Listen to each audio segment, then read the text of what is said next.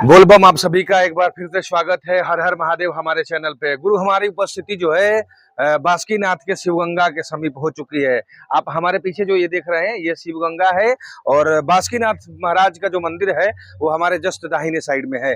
आप जब सुल्तानगंज से पैदल आते हैं, गाड़ी से आते हैं, अपने वाहन से आते हैं तो सर्वप्रथम बाबा बैजनाथ जी का दर्शन करते हैं और वहां भी उनके दर्शन से पहले वहां पर भी शिवगंगा है, वहां भी स्नान करते हैं। वहां स्नान करने के बाद अपने जो भी आप जल लेकर आते हैं वहां संकल्प करते हैं और जल संकल्प करने के बाद आप बाबा बैजनाथ जी के यहाँ जाते हैं। श्री रामणेश्वर ज्योतिर्लिंग, मनोकामना पूर्ण ज्योतिर्लिंग के यहाँ जाते हैं। बाबा बैजनाथ जी के ऊपर श्रद्धा सुमन अर्पित करते हैं। उसके बाद जब आप वहां से चलते हैं बाइक से या कार से या गाड़ी से तो आप आते हैं बासुकीनाथ, जो वहां से लगभग 45 से 46 किलोमीटर दूर है। तो हम लोग अभी उपस्थित हैं बासुकीनाथ के इस शिवगंगा के प्रांगण में और शिवगंगा से बहुत जुड़ी कहानी है, हम आपको बताएंगे। उसके पहले ये बता दें कि ये जो शिवगंगा है ये यहाँ पर जब आते हैं तो आपको यहाँ भी स्नान करना होता है और यहाँ भी स्नान करने के बाद आपको जल संकल्प करना होता है और जल संकल्प करने के बाद बासुकीनाथ जी महाराज जो है उनके ऊपर आप जल अर्पण करते हैं। माता पार्वती जी के ऊपर अर्पण करते हैं। तमाम मंदिर है वहां भी आप चढ़ाते हैं। अब हम आते हैं ये शिवगंगा का जो कहानी है वो आपको हम बताते हैं। देखिए जो शिवगंगा है यहाँ की ऐसी मान्यता है कि जब आप सुल्तानगंज से बाबा धाम पैदल आते हैं तो रास्ते में आपको काछ लग जाता है, दिनाई लग जाता है, तमाम तरह की आपके देह में जकड़न हो जाती है।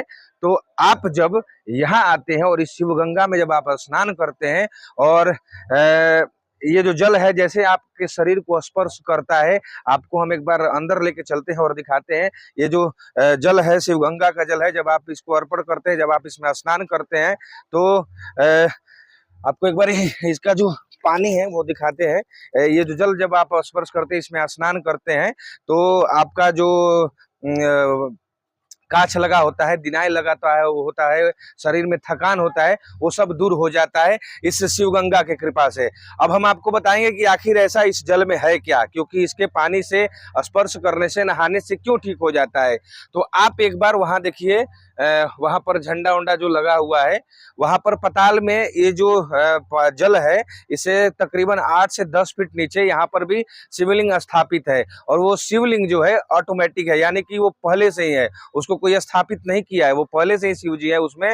तो वहां पर भी 8 से 10 फीट नीचे और करीबन 3 से 4 साल में एक बार उस जो पताल में जो शिव जी है उनको निकाला जाता है। इस पोखरा को खूब सुंदर तरीके से साफ किया जाता है, इसमें थोड़ा सा भी जल नहीं रहता है, जो भी इसमें कीचड़ होता है उसको निकाल दिया जाता है और कीचड़ निकालने के बाद जो पताल में शिव जी है उनका भी साफ सफाई होता है। उसके बाद उनका पूजन अर्चन अभिनंदन वंदन होता है। इसीलिए हमको लगता है कि जब आप यहाँ 120 किलोमीटर 130 किलोमीटर पैदल चल करके जब आप आते हैं, आपके शरीर में जो तकलीफ होता है, जब आप इस शिवगंगा में स्नान करते हैं तो दिनाय काछ दर्द जो है आपका वो दूर हो जाता है, क्योंकि इसमें भी पताल में भी शिव जी हैं और बगल में यहाँ पर बासुकीनाथ जी हैं। तो ये जो शिवगंगा है ये काफी अद्भुत है। जब आप आते हैं तो इंटरनेट में यहाँ जल चढ़ाते हैं। यहाँ पर जो भी कांवरिया भक्त है ज्यादा इंटरनेट पे भाव देते हैं, तो इंटरनेट पे भाव दीजिए, लेकिन उससे पहले इस इंटरनेट का सेवन कर लीजिए, क्योंकि ये जो इंटरनेट है आपके बॉडी के सारे सॉफ्टवेयर को नया कर देगा।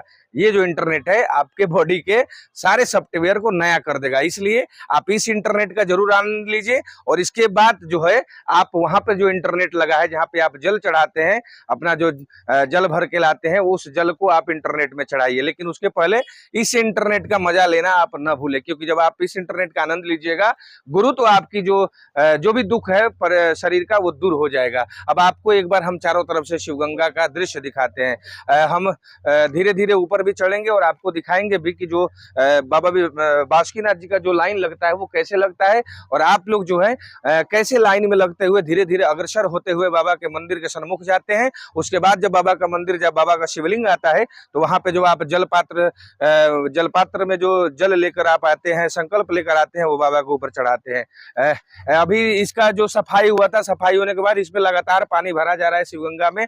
और ये जो आप देख रहे हैं सीढ़ी नुमा, यहीं से जल लगातार चल रहा है और झरने के मुताबिक यहाँ से जल गिर रहा है और इसको भरा जा रहा है। मुझे ऐसा लगता है कि सावन अभी कुछ दिन है, 10-15 रोज है, लेकिन सावन के पहले ये शिवगंगा जो है पूरा लबालब हो जाएगा। इसलिए हो जाएगा क्योंकि हम लोग जब सावन में आते हैं या आप लोग भी आते होंगे तो 1, 2, 3, 4 सीढ़ी आपको नहीं देखने को मिलती है। खासकर से ये 3 सीढ़ी जो है आपको देखने को नहीं मिलती है, लेकिन इस बार जो है तीनों सीढ़ी दिख रही है, इसलिए कि इसका पानी का जो स्रोत है, जो लेवल है वो कम है। लेकिन इसको बहुत जल्दी भर दिया जाएगा, सावन से पहले इसको तैयार कर दिया जाएगा। अब यहाँ पर खूब सुंदर चारों तरफ से जो है आप एक बार देख लीजिए, यहाँ पर अद्भुत अद्भुत घाट भी बना हुआ है।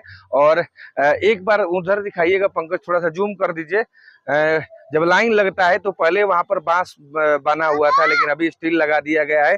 जब आप इस बार आइएगा तो आपको एक नया चीज बासुकीनाथ में मिलने वाला है कि वो बांस की व्यवस्था जो हटा दी गई है, वहां पे स्टील लग चुका है। अब जो लाइन लगेगा वो स्टील के माध्यम से लगेगा और आप यहाँ से लगेंगे और यहाँ से होते हुए आप इधर पहुंचेंगे और इधर पहुंचने के बाद सीधे बाबा के मंदिर में जाएंगे। वहां भी 2-4 राउंड घूमेंगे, वहां भी हॉल है, वहां भी हॉल का आनंद लेंगे। उसके बाद बाबा के ऊपर आप भी जल चढ़ाएंगे। तो ये शिवगंगा का अपडेट है सावन के लिए। वीडियो कैसा लगा जरूर बताइएगा। हर हर महादेव, जय भूतनाथ, जय बाबा बैजनाथ।